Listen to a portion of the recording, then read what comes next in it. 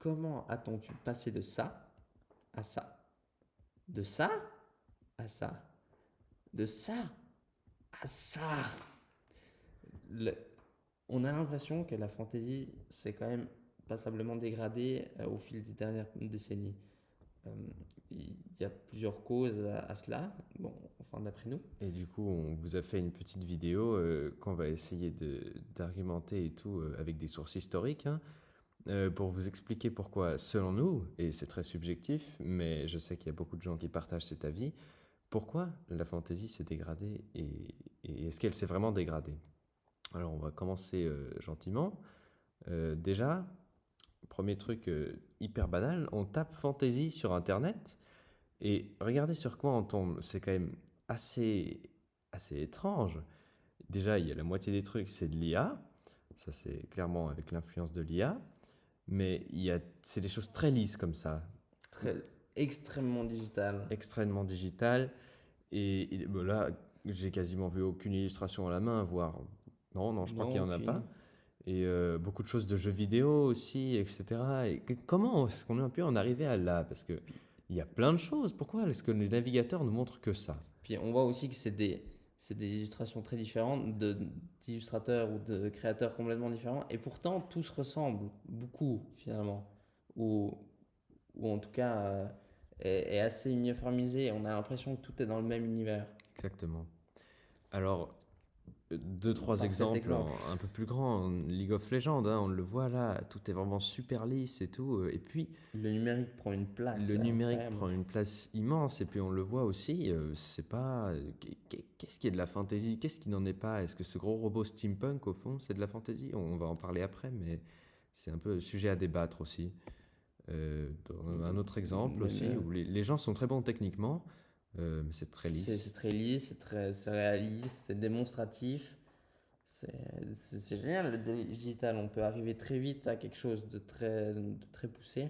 Et donc, on critique pas du tout dans cette vidéo, je précise bien, les artistes. On essaye en tout cas de pas les critiquer parce qu'effectivement, la manière dont on le prononce, c'est relativement. En tout cas, pas eux personnellement. On n'a rien Exactement. contre ces artistes.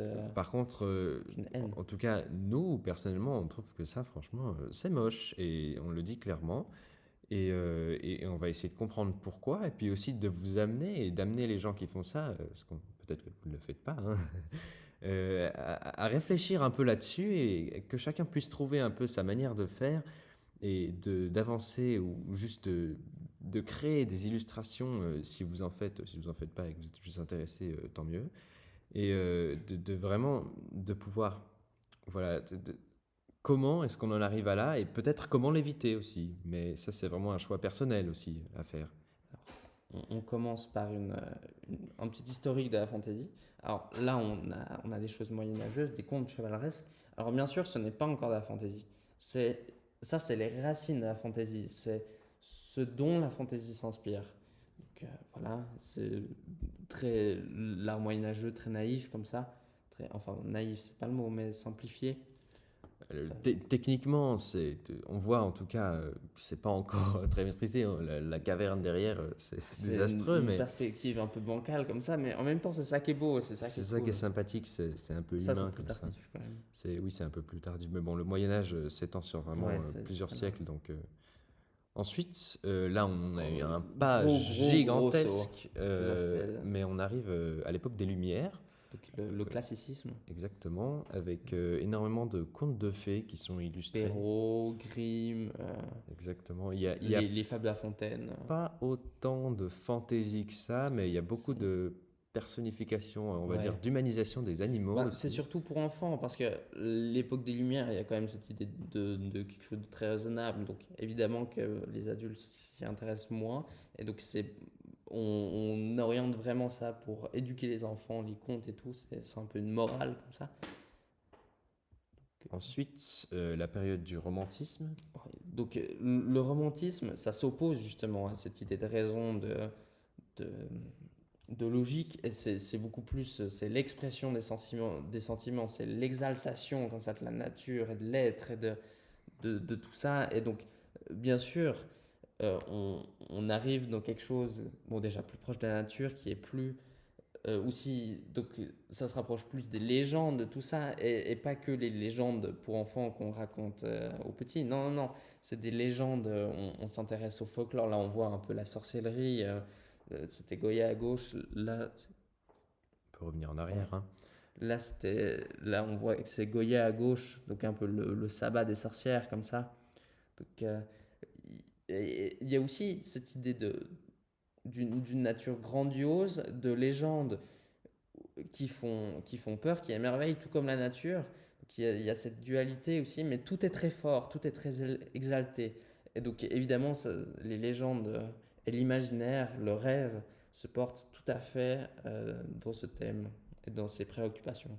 Et donc, on définira ça dans cette vidéo comme vraiment le début de la fantaisie, quoi. C'est- C'est, et finalement, c'est aussi, ça correspond au début de la modernité, ça correspond au début de la révolution industrielle où les gens quittent les campagnes, où finalement la vie était rude, mais la vie était, ben, le monde était beau. On arrive dans des grandes villes pleines de briques et de fumée affreuses où on travaille encore plus et les conditions sont terribles. et les gens sont nostalgiques. On est nostalgique d'une nature magnifique, du rêve, on a besoin de rêver, on a besoin. Il y a toutes ces questions de sentiments qui ressortent. Ensuite, on a un très très très très très grand monument, hein, de la fantaisie, plutôt en termes littéraires, mais il a aussi fait énormément de choses. Et c'est le précurseur, l'un des deux précurseurs avec John Ruskin de l'Arts and Crafts. C'est un mouvement né en Angleterre dans les années 1800-1900, je crois bien. Qui se pose, c'est exactement ce qu'on a dit, en réaction plutôt à la révolution industrielle, la modernité, la vie qui devient moche. Ils ont créé des guildes d'artisans, au fait, pour reprendre tous ces ouvriers qui travaillaient dans les usines et valoriser leur travail indépendamment. Voilà. Et donc, ils faisaient du super bon boulot, comme le livre, là, on voit, hein, tout est fait à la Chaque main. travailleur, chaque artisan doit être heureux, doit être à la quintessence de son art, comme ça, et pas juste une pièce dans la machine, un rouage qui fait une petite tâche toute la journée. Bon, Et on s'éloigne un peu. bon, alors là, on s'éloigne un peu, effectivement, on parlait C'est- plutôt de l'art and Mais craft, en même mais temps, c'est il tout a à fait la fantaisie. Là, c'est le exactement. début de la fantaisie. C'est cette idée de nostalgie d'une vie plus belle et de la nature, bah, typiquement un peu Un de ses légendaire, comme livres, ça, ouais, qui est c'est une magnifique. grosse inspiration moyenâgeuse. Et d'ailleurs, le Moyen-Âge est vraiment idéalisé. Parce qu'évidemment que le Moyen-Âge n'était pas tout rose. Non. C'est même assez terrible sur bien des points. Mhm. Mais il y avait quand même cette idée plus proche de la nature que à la révolution industrielle, il faut bien se dire que là, c'est terrible les conditions hein, dans la ville. Évidemment qu'ils ont quand même cette nostalgie de, de cette époque plus proche de la nature. Ensuite, là, on rentre dans la fantaisie classique. C'est une très longue période, assez vaste artistiquement, où là, on est vraiment dans une fantaisie qui mélange contes de fées, Qui mélange un peu tout en fait. qui mélange pas mal de choses avec des styles différents. Ici, on a Arthur Rackham à gauche, très très grand, je crois pas graveur mais illustrateur, hein, avec Mhm. des dessins très magnifiques. Euh, des Alice au pays des merveilles. C'est pas mal le début de l'illustration. Parce qu'on peut voir avant que c'était vraiment quelque chose de très artistique avec un grand A. Ça se différenciait pas du reste de la peinture et tout, comme maintenant, où on retrouve une fantaisie qui est beaucoup plus populaire, qui est beaucoup plus. Qui est, c'est moins considéré comme de l'art C'est avec un pour tout le grand A. monde, voilà, C'est pour tout le monde. c'est un peu Encore que plus. ça aussi, c'était pour tout le monde. C'était pour les enfants, c'était bon, peut-être un peu plus pour les riches, mais c'est un peu inévitable. Ensuite, on a Tolkien. Tolkien, qui est bon, que sûrement que vous connaissez, donc c'est vraiment lui qui marque le début de la fantasy telle qu'on le connaît. Tolkien était professeur à l'université en philologie, si je ne me trompe pas. Donc il avait une connaissance de toutes les légendes, le folklore, les mythes germaniques, nordiques, un peu celtiques comme ça, et une connaissance surtout du langage, vu que c'était vraiment son domaine. Et donc c'est ça qui fait de lui un écrivain formidable et qui donne à ses univers vraiment une profondeur et un- une crédibilité, parce que on dirait vraiment, il a inventé les langages qui sont dans cet univers avant l'univers. Et en fait, l'univers vient accompagner ces langages.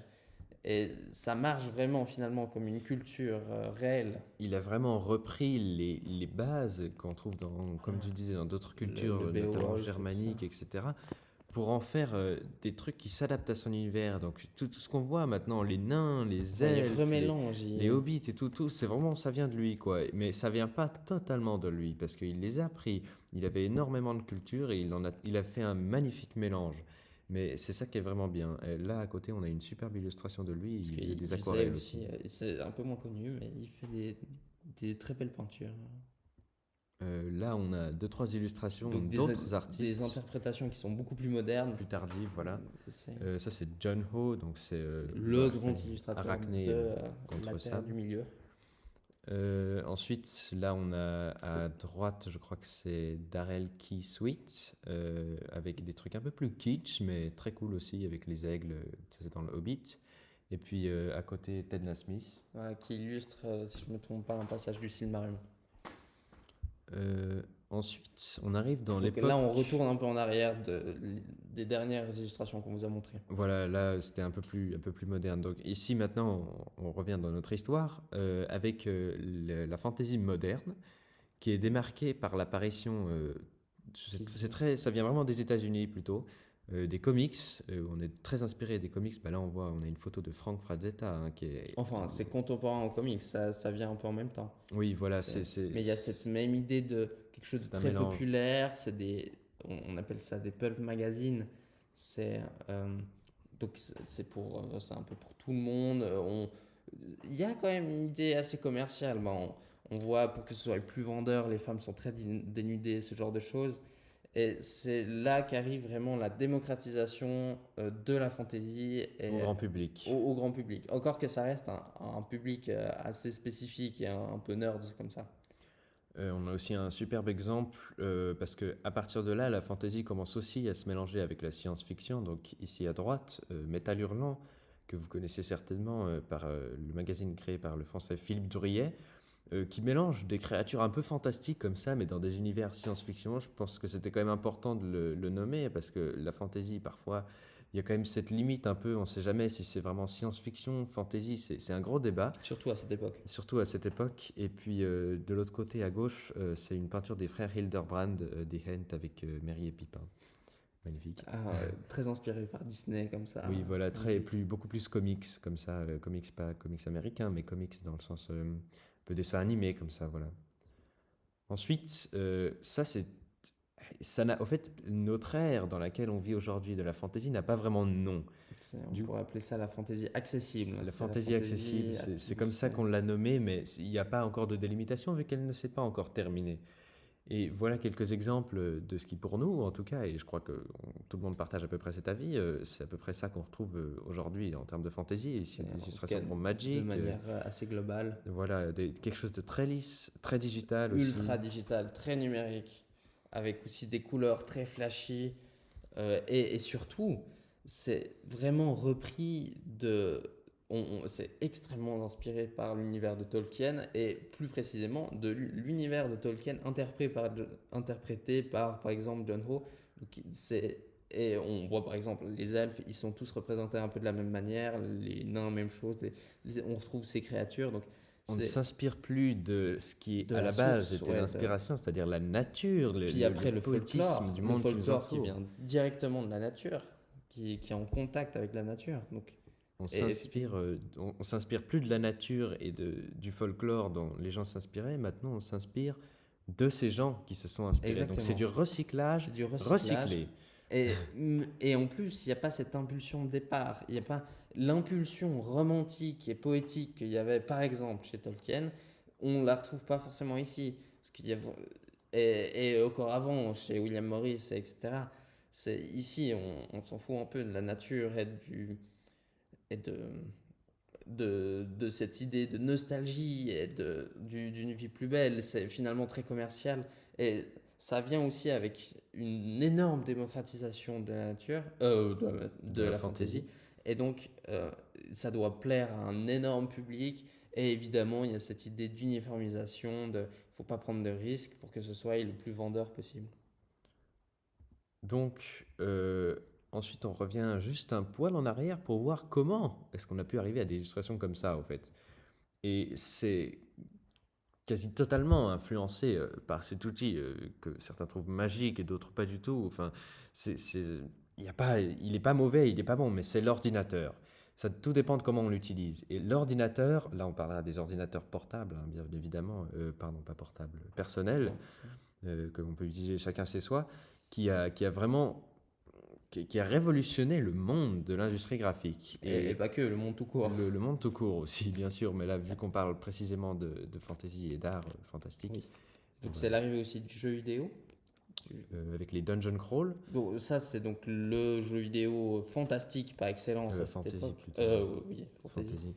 Euh, et ils avaient vraiment des contraintes techniques Énorme. énormes, donc ils On étaient voit les super pixels limités. et tout. Ouais. C'était du pixel par pixel, voilà. Ils pouvaient pas faire mieux, ils pouvaient pas faire trop lisse. Ils ont fait comme ils ont pu, et étant donné qu'ils n'avaient C'est pas le choix, c'était bon, c'est c'était bon, c'est techniquement chaleureux, bon. c'est humain. Enfin, chaleureux, c'est pas vraiment le terme pour une crypte, mais il y a un côté très humain finalement derrière et très attachant. Alors attention à ne pas confondre, parce que là on dit très humain, et j'imagine ceux qui vont dire, oui mais c'est de l'ordinateur. Très humain dans le sens, ceux qui font les choses font quelque chose C'est- d'humain, mais l'ordinateur n'est pas un humain, effectivement. Mais ça reste un outil. Ça reste, c'est l'outil, L'ordinateur voilà. est un outil comme serait un Un pinceau. pinceau, exactement. C'est vraiment tout le monde de l'art et l'histoire de l'art est un peu basée sur ça. La photo, c'est un Ouais, outil. la contrainte technique qu'impose l'outil, Exactement. l'impression, les gravures, tout ça. Donc après, il y a eu l'arrivée en masse d'Instagram et Pinterest, donc des Les réseaux réseaux sociaux. sociaux. C'est la première version. Et là, vraiment, bon, déjà les outils en arrière-plan se sont énormément développés, on le voit ici. Le Hein, digital se digital, perfectionne, le numérique, on commence à pouvoir faire des trucs extrêmement lisses, on peut revenir en arrière à l'infini, on peut faire des calques, etc. C'est génial finalement. Et et on voit aussi comment ça impacte euh, le- la production graphique.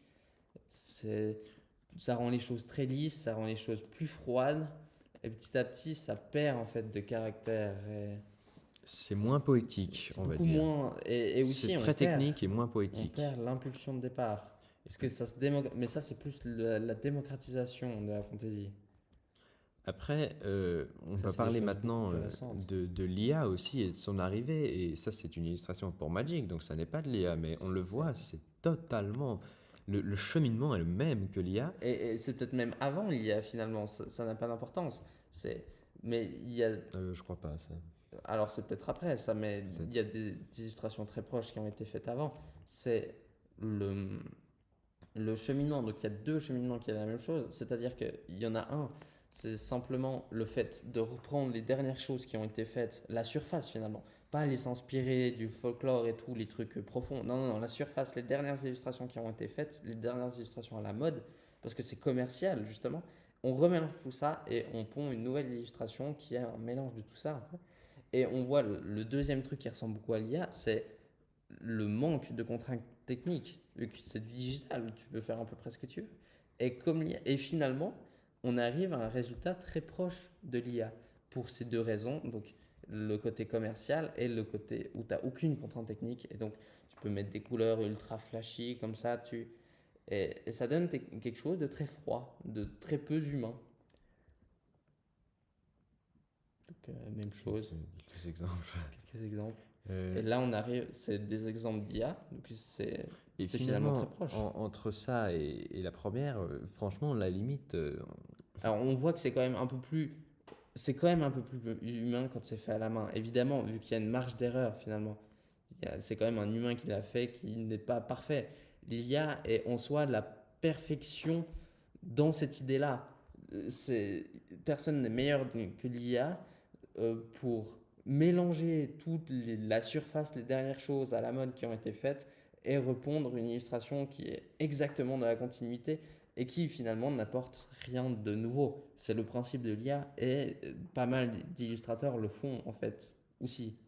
et l'IA va aussi créer, contribuer à créer en s'inspirant en fait, tu viens de le dire, mais de tous ces univers et de ce dessin digital, de contribuer à créer ce lore, un peu, cet univers très tendance, un peu graphiquement commercial comme ça, sur la fantasy. Du coup, on a décidé de vous montrer une petite citation de Johann Sfar, qui est un dessinateur de BD, qui a fait de la Très très intéressant. fantasy, Oh, qui fait un peu de un fantasy, petit hein. peu, pas que C'est ça. c'est Il pas fait, forcément sa tasse il de fait thé, je aussi suis pas beaucoup sûr. de débats, de Aussi. politique, et il a fait une petite citation, Qu'il a plus posté grande sur qu'une Instagram. citation, mais qu'il avait postée sur Instagram sur l'intelligence artificielle. Et qui exprime tout à fait ça. Donc je vais vous la lire en entier. Fable triste, 1990. La plupart des dessinateurs travaillent avec des crayons, des plumes et du papier. Tout va très bien. L'an 2000, l'ordinateur prend de plus en plus de place. On copie-colle, on découvre Chaque année. chaque année de nouvelles fonctions. Certains artistes se mettent à ne plus rien faire sans la machine. Ne savent plus travailler sans la touche Undo, passent leur vie dans des bouidouilles, de la photo remixée, des filtres, du lissage de traits.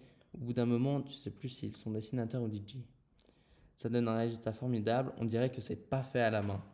L'anzose, pleurnier général quand on découvre qu'au jeu fait par ordinateur, la machine se débrouille mieux sans l'humain. J'adore les tablettes, j'adore les synthiques, tout ça c'est extraordinaire, mais c'est le docteur Faust. Artistes, pour survivre aux machines, gardez vos plumes et vos œuvres à la main. C'est là votre vraie valeur. Et effectivement, c'est complètement. C'est impossible de concurrencer la machine sur son propre terrain. Elle joue à domicile. Tu peux pas faire mieux que la machine elle-même. Enfin, on le pouvait. Les dungeon crawl, ils pouvaient. Maintenant, on peut plus. La machine, c'est trop perfectionné. Et c'est là, justement, une sorte de limite assez étrange.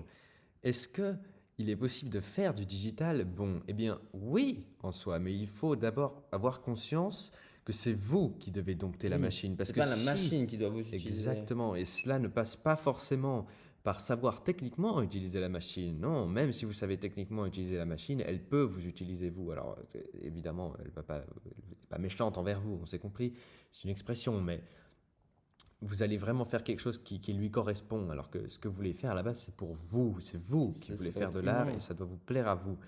Et pour cela, la machine, vraiment, c'est un énorme piège, au fait. Puis elle supprime toute cette idée poétique et romantique. Enfin, c'est un peu une pâle copie de toute cette idée romantique, de cette nostalgie et tout. C'est complètement paradoxal de vouloir faire quelque chose qui revient à la nature, ou enfin qui a une nostalgie de la nature, et Et qui n'est pas qui, naturel. qui n'est pas naturel, étant donné que c'est du digital.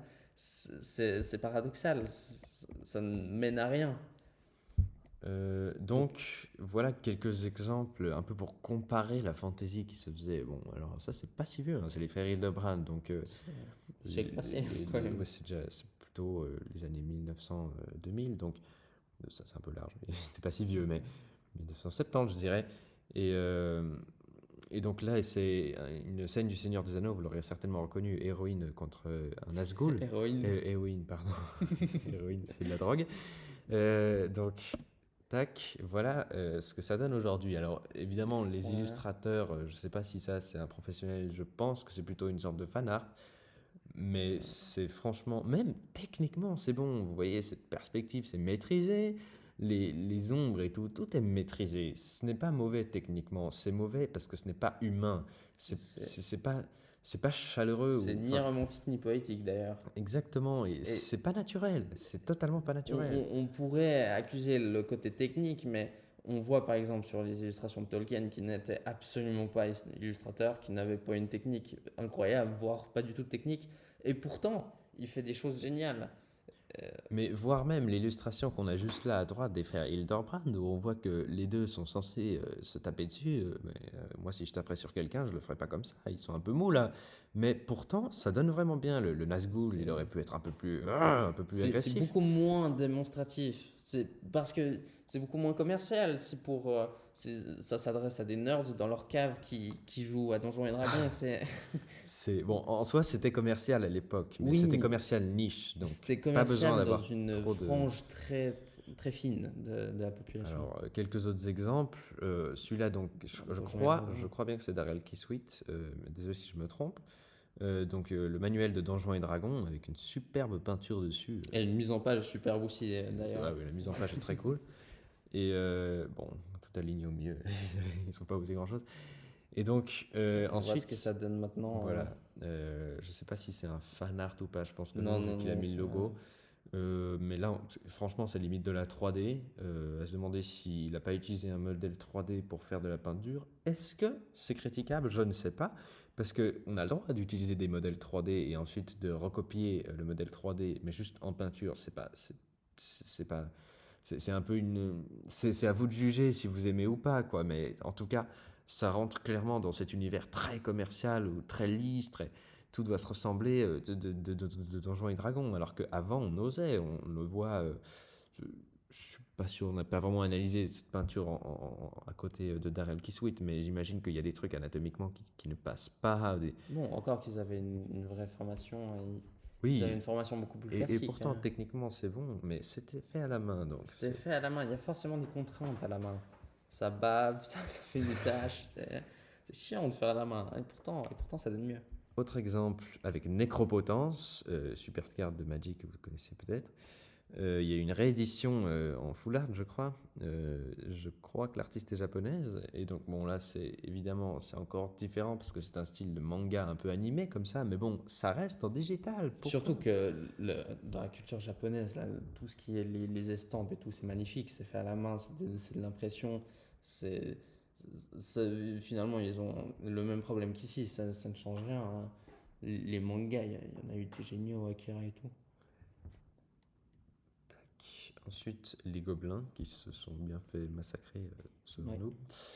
Voilà, mais il y a énormément d'illustrateurs et tout qui utilisent des petits dégradés comme ça, digital. Je comprends pas. C'est censé donner un bon rendu et je peux comprendre le fait que C'est c'est censé en donner là, un, mais c'est pour trouver le poétique et le romantique qu'on est censé trouver dans la fantasy, il faut aller chercher assez loin, quoi. exactement, C'est c'est assez ouf. l'exaltation de la nature et des sentiments. Alors, l'exaltation de la nature, cette magnifique petite photo de la forêt, c'est ce qui les inspirait, au fait. C'est vraiment Finalement, c'est cette la nature. source première. Avant même le folklore, c'est la nature, c'est la forêt, C'est ce qui nous c'est le petit entoure. bois à côté de chez vous.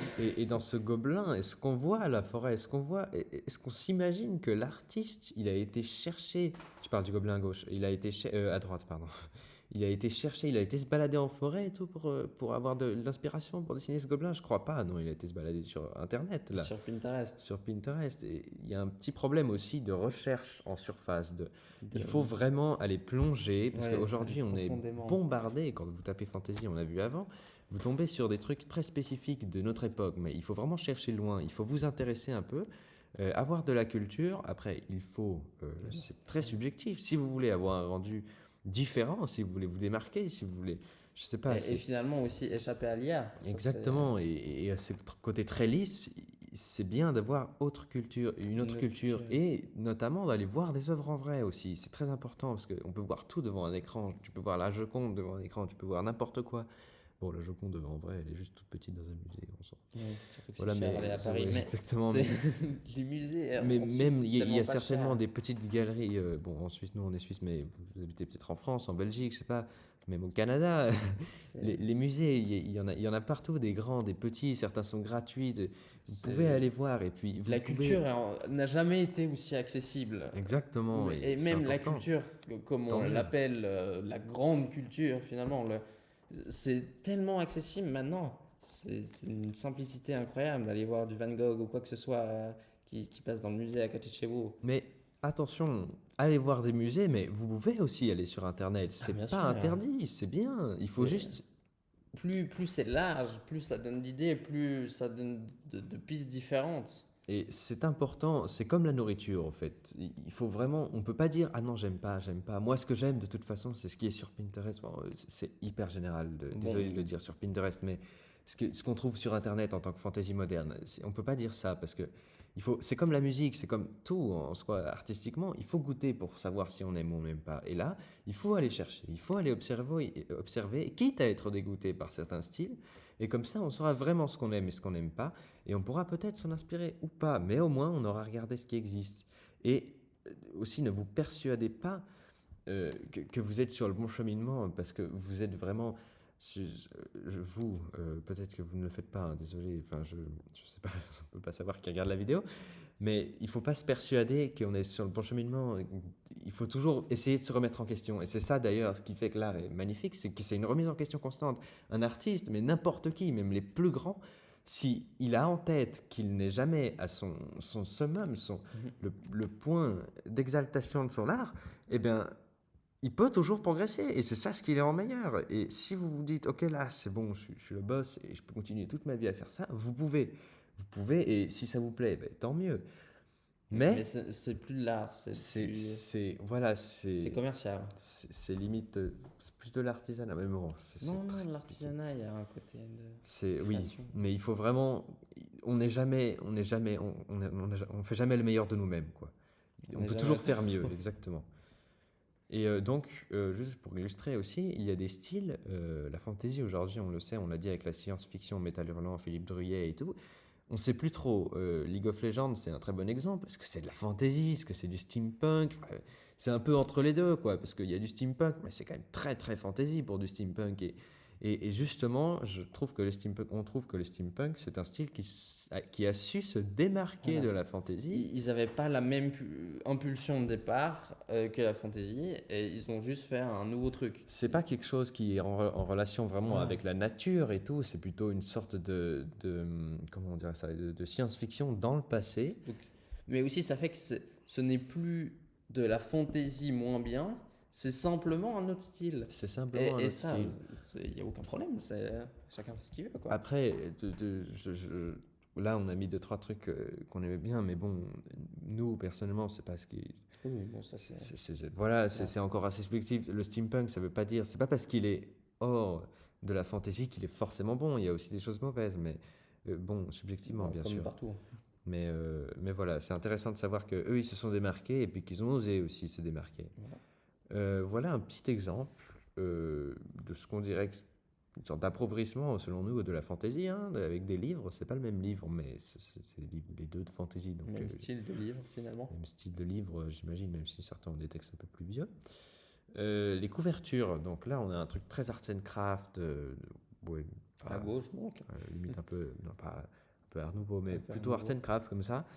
Et avec des contraintes techniques, donc c'est au trait, ça doit Voilà, être ça, il faut imprimable. s'imaginer. Ouais, ça devait C'est être des une galère gravures, à voilà. imprimer. C'est couche par couche, couleur par couleur. Ça doit être très compliqué d'ailleurs. C'est pour ça que les livres à l'époque, et on l'a dit avant, l'art est beaucoup plus accessible aujourd'hui, parce qu'avant, vu que ça coûtait très cher de l'imprimer et tout, les livres étaient destinés à des gens de haute. Des gens aisés. Des gens aisés, voilà. Et aujourd'hui, on a d'autres. Oui. À droite. À droite, j'ai cru que tu avais dit attends. On a d'autres couvertures. Et là, on le revoit, c'est très lisse, c'est vraiment pour plaire au public, quoi. Et aucune contrainte Et technique, là, aucune pourtant. contrainte technique. Là, faut s'imaginer qu'avec la technologie qu'on a, si on l'utilise et non pas qu'elle nous utilise, on peut faire beaucoup plus qu'avant. Beaucoup mieux, On peut faire beaucoup mieux. On a des possibilités beaucoup plus grandes qu'avant et pourtant, on fait des choses, en tout cas d'après nous, beaucoup moins bien qu'avant. Alors, pour le livre qu'on a à droite, là, je préciserai qu'on ne critique pas le livre, parce que je ne l'ai pas Ah, lu, mais ça se trouve, les livres étaient c'est bien, mais- purement la couverture, hein.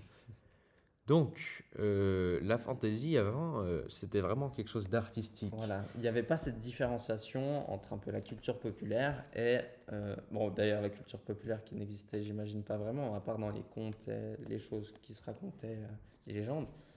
Mais donc la fantaisie était pas d'ailleurs c'était pas considéré comme de la fantaisie, ça n'existait pas, mais il n'y avait pas ce truc un peu moins sérieux, c'était très de l'art, de la peinture, de l'art avec Limite un peu grand A, quoi. académique. Oui.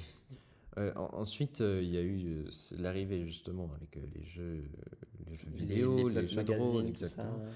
Et là, la fantasy est devenue beaucoup plus populaire, mais attention, pas totalement, parce qu'elle était très populaire dans un monde niche. Voilà, c'était dans un milieu. Et il y a eu une expansion gigantesque aux États-Unis de ça, avec l'arrivée de Magic, énormément de jeux de société qui ont été aussi oubliés Donjons et par le Dragons. temps, hein.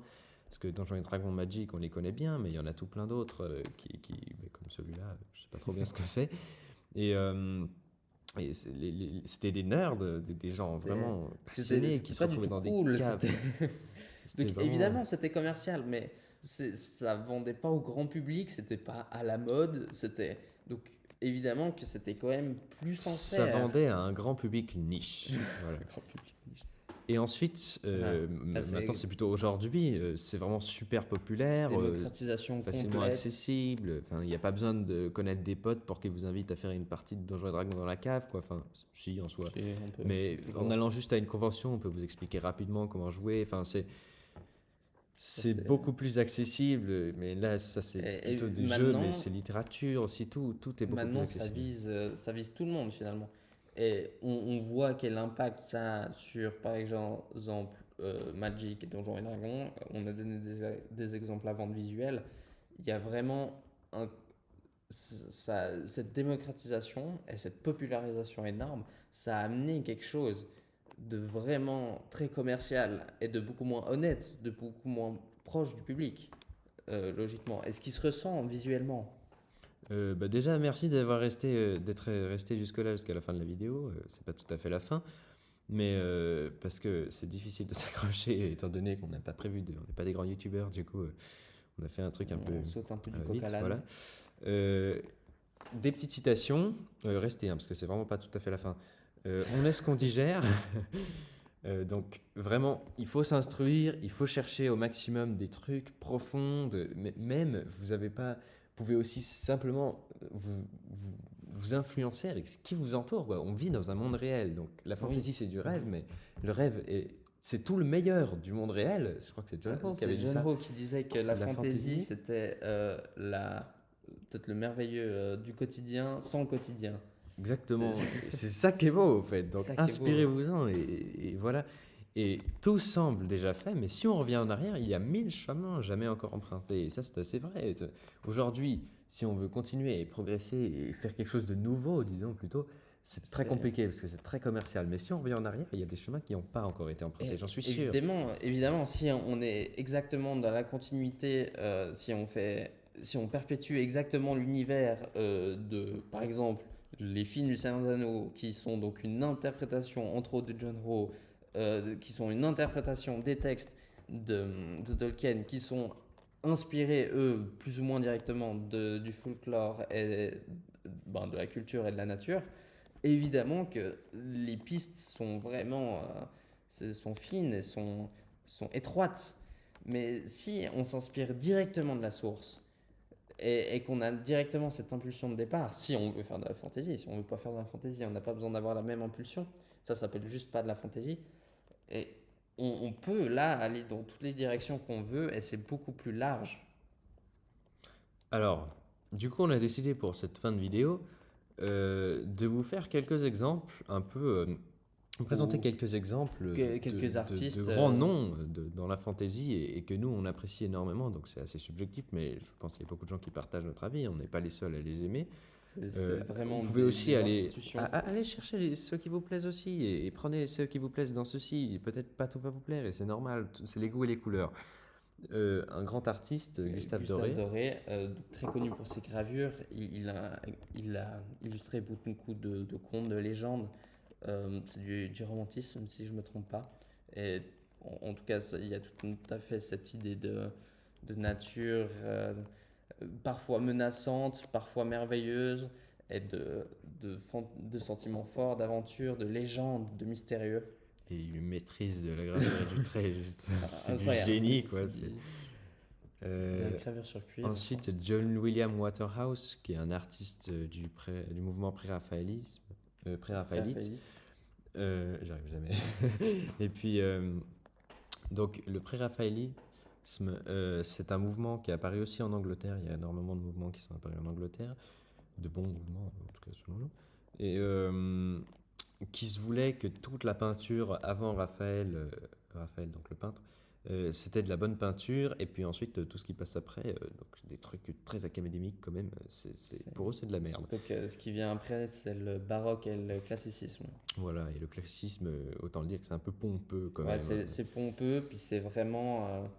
C'est- c'est- Ça c'est- reprend les règles. La beauté est définie par des règles très carrées, comme ça. Et ça s'inspire beaucoup de toute l'Antiquité, de trucs très rigides. Donc, les préraphaélites, très très bons peintres, ils ont fait des trucs très sympas. Là, il y en a un autre, l'un des plus connus d'ailleurs, Dante Gabriel Rossetti, qui a fait beaucoup de peintures. Il y a cette dame, qui est la femme de William Morris, le précurseur de l'art and craft, précurseur de plein de choses d'ailleurs. Et je sais plus comment elle s'appelle, tu sais son Non, je nom. sais Bon, plus. bref. Et c'était vraiment une muse super utilisée, fun fact, dans le milieu. Du coup, il y a beaucoup de peintures pré-raphaélites où elle apparaît. Euh, voilà. Là, c'est Ivan Bilibine. Donc on avance un peu. Je ne sais pas comment ça se prononce. C'est un peintre russe qui a beaucoup illustré aussi tout le folklore russe. À gauche, on peut voir Baba Yaga, la sorcière. On voit, c'est quand même c'est une autre culture, mais c'est très intéressant aussi d'aller voir ce qui se fait ailleurs. Et C'était pour les contes et c'est les légendes russes. C'était sûrement imprimé parce qu'on voit en tout cas que ça ressemble beaucoup à des gravures comme ça, des couches successives Au trait, oui. au trait. Donc là aussi, il y a des contraintes techniques énormes et c'est dans ces contraintes qu'il y a quelque chose de vraiment original ou de différent qui naît, de spécifique. Ensuite, Anne Anderson, là on rentre dans un truc, un mouvement anglais aussi qui s'appelle The Golden Age of Illustration, donc l'âge d'or de l'illustration. Vraiment, vous pouvez aller regarder ces superbes illustrations qui ont été faites à ce moment-là. C'est Donc pour les vraiment de la fantaisie. fantasy, plutôt contes de fées, Ouais, même comme de fait. illustrations pour enfants comme ça. Et bah, elle, c'est une affiche en partie, mais il y en a plein, plein, plein. Ils sont très, très forts. Aussi contraintes techniques, hein, on le voit franchement, la sorcière, À la main, quoi. c'est tout à la main et tout, c'est magnifique. Donc là, c'est Réponse et puis Hansel et Gretel. Ensuite, un autre qui fait partie de ce mouvement aussi, Edmund Dulac, avec la princesse au petit pois, et puis l'autre, je sais pas exactement lequel c'est. Une jolie momie. Une superbe momie. Voilà. Il y a aussi Ça pas mal arrange. d'inspiration dans la fantasy. Il faut regarder aussi. Il y a une sorte de fascination, je sais pas trop d'où ça vient, de tous ces contes arabes aussi, avec les contes des mille et une nuits et tout. On peut Bon, là, regarder c'est pas grave, là, c'est Re- plus. un petit peu quand même, les C'est motifs un peu orientaux, voilà. C'est oriental, mais extrême oriental. Plus Oriental, Japon, Chine, je sais pas. ah, je sais pas. Et Dragons, oui, c'est quoi oui, oui, les dragons, Ouais, les ouais, dragons. effectivement. Mais vous verrez, par exemple, l'édition Arabian Night, première édition de Magic, C'est normal totalement justement que ça, cette quoi. illustration elle soit pas spécifique à quelque part parce que c'est un Européen qui a Voilà. fait une espèce d'amalgame de culture étrangère. Ensuite, Karl Alexander Weick, on sait Un pas Allemand, énormément on de n'a pas choses sur beaucoup lui. d'informations, mais c'est magnifique en tout cas ce qu'il fait. Voilà, un À Allemand. gauche aussi, encore une fois, la contrainte de l'impression.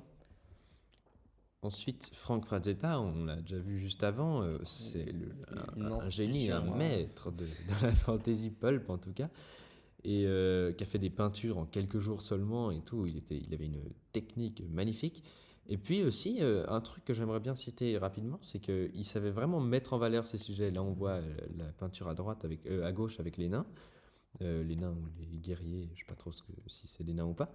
Vraiment, les nains sont très détaillés, et puis plus on va dans l'arrière-plan, plus on se rend compte qu'il y a moins de détails. C'est vraiment tout de plus en plus opaque. Bon, ça c'est aussi dû à l'opacité quand on dessine un paysage, plus c'est loin, plus c'est opaque à cause de l'air, mais Justement, il y a une maîtrise de ça. il y a une maîtrise de ça. Voilà, il sait qu'est-ce qu'il veut mettre en avant et qu'est-ce qu'il veut pas mettre en avant, et quand il veut pas le mettre en avant, il simplifie, il fait des aplats de Ce couleurs, qui donne quelque chose de très poétique. ce qui donne vraiment. Malgré le côté extrêmement pulp et violent et commercial aussi. Et même si on n'a pas forcément besoin de prouver qu'on est techniquement bon partout et tout, si on fait que du truc hyper fourni partout, on est bon techniquement, on est bon. Mais est-ce que c'est vraiment poétique? Je ne sais pas. Ensuite, Corblock, lui, juste génial, c'est des illustrations. Là, c'est le Seigneur des Anneaux et pour d'autres trucs de Tolkien, hein, d'autres histoires. Et il a fait ces trucs 40 ans avant la sortie des films. Donc c'est vraiment totalement. Il n'y a aucune inspiration sur les films, c'est tout directement tiré du Justement, livre. c'est ça qui est assez C'est ça qui est génial. beau. C'est que c'est pas du tout les mêmes pistes, c'est pas la même vision. Les films sont très bien, mais c'est une vision précise. Et là, c'est une autre C'est vision une aussi vision précise. totalement personnelle, voilà. Et puis il aime beaucoup aussi les formes simples, ça marche graphiquement, Très franchement. simplifié, presque du découpage. Non, c'est pas du découpage, mais. Non, c'est pas. Non, Ça, mais c'est- ouais, non, c'est Ouais. sympa. Et puis il a aussi fait, je crois, On imagine que c'est une sorte de marouflage qu'il faisait où il collait ses toiles sur des plaques de bois ou quelque chose comme ça. Et puis du coup, ça rend l'illustration très très vraiment à la main. On Très voit que c'est chaleureuse. fait chaleureuse parce qu'il y a ces petits plis un peu partout. C'est assez drôle. Ensuite, Mike Ploog, c'est deux trois trucs sur lui, pas énormément. C'est un illustrateur américain, aussi très pulp fantasy comme ça. Bon, on aurait peut-être dû le mettre avant Core Block, mais très sympathique aussi. Vous pouvez les revoir. Angus McBride, même chose. Il y en a beaucoup beaucoup des pulp fantasy comme ça. Magnifique. Et là, c'est des illustrations pour le Seigneur des Anneaux. Je sais pas si l'orque c'est pour le Seigneur des Anneaux, peut-être pas. Mais en tout cas, le Ent et les deux Hobbits là, oui. Josh Kirby, qui a beaucoup travaillé. Je dirais que la meilleure partie de son travail, c'est sûrement sa collaboration avec euh, Terry Pratchett, désolé, qui est donc un écrivain américain qui a inventé tout un univers complètement déjanté qui est merveilleusement illustré par Josh Kirby, surtout sur les couvertures de ses livres. Donc là, c'est les Annales du Disque Monde. Il a fait aussi le Grand Livre des Gnomes, qui est tout aussi farfelu et burlesque. Et lui, il y a vraiment ce côté très, très grossier, pas grossier dans le trait, mais ces personnages un peu difformes, c'est très, très, très fourni, c'est de grandes illustrations comme ça. Et il joue avec le kitsch, il maîtrise le kitsch à la perfection, il est à la limite du kitsch, à la limite du bon goût, c'est magnifique. Darrell K. Sweet, dont on a vu quelques peintures avant, qui a aussi énormément illustré pour Donjons et Dragons. Lui aussi, il joue vraiment avec ce kitsch, mais alors avec des couleurs, là, on voit l'herbe. J'ai jamais vu de l'herbe aussi flash, aussi pétante comme ça. Et pourtant, avec un style traditionnel, ça passe encore. C'est plutôt sympathique.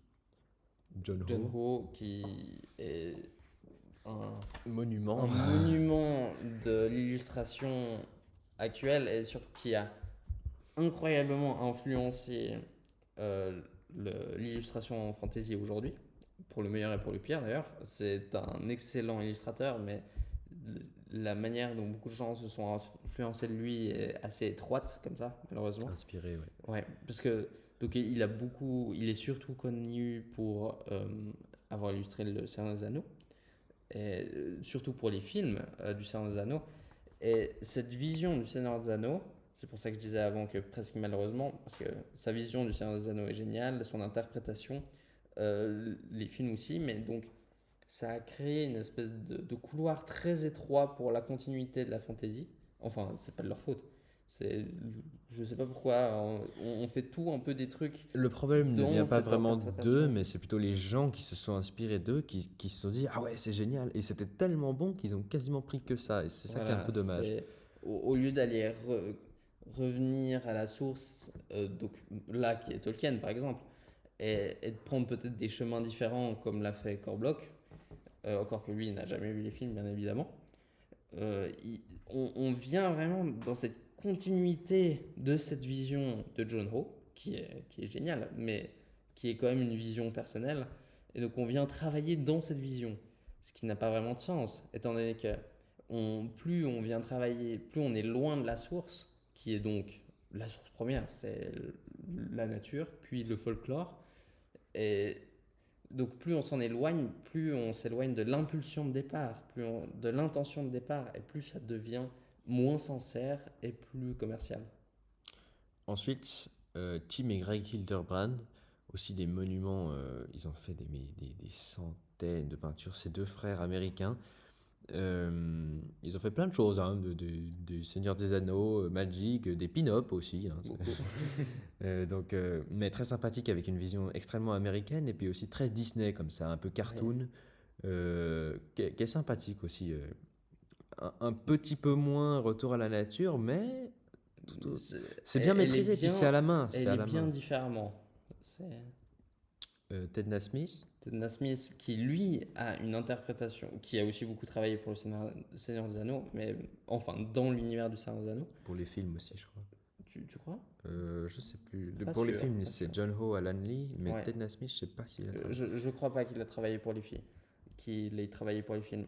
Donc lui, il est revenu à une interprétation beaucoup plus, euh, pas stricte, mais proche des textes originaux du Seigneur des Anneaux. On parle beaucoup du Seigneur des Anneaux parce que c'est une œuvre majeure qui a tellement influencé la fantasy aujourd'hui qu'on ne peut pas passer à côté. Euh, donc il est revenu assez proche de cet esprit très, très poétique et vraiment lié avec la nature, la forêt, tout ça. Et ça se voit, c'est vraiment poétique et romantique. Et euh, on précise quand même, romantique, donc dans le sens, le mouvement artistique et ce qu'il a donné après. Donc c'est pas le romantisme. C'est pas l'amour, quoi. Quoique, si, parce que ça fait partie des sentiments, mais c'est pas exclusivement les romans à l'eau de rose. C'est aussi en soi du romantisme, mais ça a bien changé. C'est... Donc là, c'est très poétique, surtout. Ensuite, Jean-Baptiste Monge, qui je crois, et désolé si je me trompe, est canadien et suisse, euh, qui a fait pas mal d'illustrations comme ça à la main. Il a aussi fait des trucs en digital. Bon, personnellement, j'aime un peu moins, mais juste le fait que ça soit en digital, après, chacun ses goûts. Et qui a fait aussi beaucoup de trucs comme ça. Je sais pas si c'est de la gouache, de l'aquarelle, je pense. Je pense que la gouache. Un peu de la gouache, ouais. Et du crayon avec des traits très, vraiment très sympas, avec des petits gnomes comme Une ça. maîtrise incroyable de la technique. Exactement. Marc Poul, on change de registre, c'est violent. Marc Poul, c'est, bon, certains, beaucoup le connaissent, j'imagine, hein, c'est l'illustrateur, un des plus grands illustrateurs de Magic. Il a fait des centaines de cartes. Et les premières peintures de Marc Poul sont pour moi vraiment les meilleures, parce que ce qu'il a fait après, vous pouvez aller voir aussi sur internet, checker un peu. Vous tapez Marc Poul, vous tombez direct sur les peintures nouvelles qu'il fait aussi.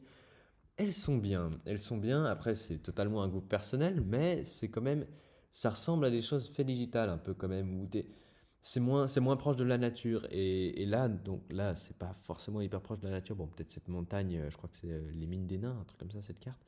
Vraiment cool comme terrain. Et Non, mais dans cette naïveté, il y a quelque chose de proche d'autre chose. c'est quelque chose Peut-être plus d'humain. proche du. C'est Oui, vraiment voilà. totalement naïf. C'est pas maîtrisé. On peut regarder le petit dégradé en dessus de la montagne, là. C'est vraiment de la merde, mais c'est ça qui est beau. C'est ça qui est C'est magnifique. superbe. C'est vraiment cool. C'est très humain, c'est volontaire, un peu involontaire, on sait pas trop, mais c'est super cool. Puis en petit sur les cartes, ça donne vraiment bien en plus, avec les anciennes frames. Une autre illustratrice pour Magic, Rebecca Gway.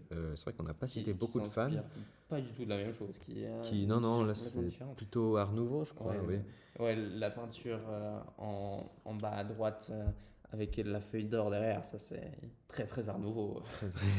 Alors évidemment, elle a vécu bien après l'Art Nouveau. Et donc on voit qu'il n'y a pas que de l'inspiration Art Nouveau, il y a aussi sa patte personnelle qui est venue dans le style. Donc elle a fait Tout en beaucoup d'illustrations cours. pour Magic aussi, Titiana je crois, et puis des sortes d'enchantements là, trop cool. Et bon, vraiment super sympa, Plus léger à l'aquarelle. plus léger. Ensuite, Stéphane Pog, Tout l'inverse, beaucoup plus lourd, qui travaille merveilleusement bien autant au noir, au hachure et à la peinture, je sais pas alors qu'est-ce qu'elle là fait. on arrive vraiment dans une ère moderne, genre ces artistes-là, vous Ouais, pouvez les trouver sur Instagram et vous pouvez les suivre, c'est super cool quoi. c'est Ils savent et quand même s'inspirer de ce qui a été fait avant. c'est un peu voilà, il y a ce côté un peu naïf où c'est un peu dur à décrire, mais c'est pas rigoureux, c'est pas c'est très Un peu enfantin comme ça, c'est pas ouais, mais en même temps c'est assez anatomiquement c'est pas gore, maîtrisé, mais c'est ça qui est beau, c'est c'est humain. oui, c'est humain et c'est très beau. Ils utilisent l'imperfection pour en faire quelque chose de beau. Ensuite, Plastiboo, que certainement beaucoup de personnes connaissent, qui est un artiste aussi présent sur Instagram et je crois d'autres plateformes, qui lui fait vraiment des trucs digitales. Donc ça, c'est du digital. Alors, il fait des dessins à la main, je sais pas exactement L'exception qui confirme la règle. exactement, et il, il arrive à faire des belles choses en digital. Donc, c'est possible, au fait, c'est C'est tout totalement à fait possible. possible.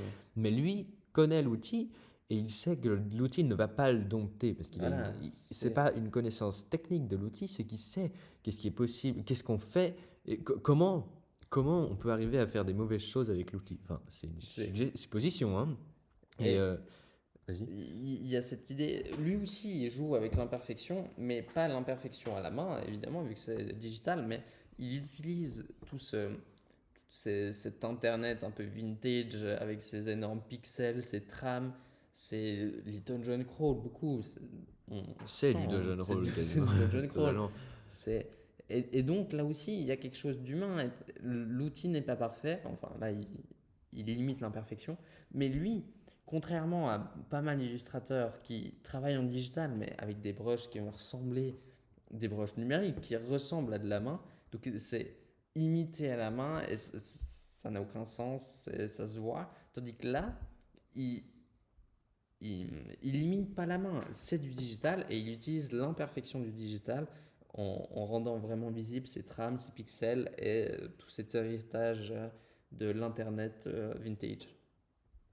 Et puis pour terminer, Scandinavian Jailbreakawa, je sais pas quoi. Très dur à prononcer. Très très dur à prononcer, qui est aussi sur Instagram si vous voulez. C'est un artiste, je crois, si je me trompe, qui vient de Nantes, de ce que j'ai compris. Et puis il fait vraiment des illustrations comme ça, pas au trait, parce qu'il y a du trait, mais c'est plutôt des aplats de noir Ouais, comme ça, il utilise la mais forme et les contrastes, super c'est bien magnifique. maîtrisé. Et il utilise le fait qu'il a pas une. Enfin, je sais pas s'il a une bonne connaissance en anatomie, on sait pas, mais En tout cas, volontairement il fait ouais, des choses anatomiquement mauvaises, grossière, un un peu peu grossières, exagérée. exactement. Et c'est ça qui le rend bien parce qu'il utilise ça pour en faire un potentiel, au fait. Et même je sais pas si c'est le scan ou quoi qui est dégueulasse, mais le noir n'est pas vraiment noir. Il y a vraiment ces imperfections qui sautent aux yeux et qui donnent tout le côté magique et Bon, après, magnifique. ça, c'est très Dungeon Synth, un peu black Oui, metal comme ça, mais c'est oui, un mais univers justement, qu'on aime pas, mais il y il, en a plein qui ont fait des choses comme il ça. vient de quelque chose de différent. C'est une approche de la fantasy par un angle différent qui fait qu'on arrive à faire des choses très différentes et très originales finalement. Et voilà, c'est la fin de cette vidéo. Bah, merci de nous avoir écoutés. Et donc, n'hésitez pas vraiment à réfléchir. C'est plutôt, on essaie de vous amener à la réflexion là-dessus. Et voilà, c'est totalement subjectif. Vous prenez comme vous voulez. Mais on trouvait ça important, même juste pour nous, de faire cette vidéo. Ça nous a permis de nous rendre compte, en essayant de travailler, de De cherchant un peu, clarifier tout ça. de clarifier tout ça. C'est quelque chose de vraiment pas clarifiable. On ne peut pas le clarifier totalement, mais on peut essayer de comprendre vaguement pourquoi.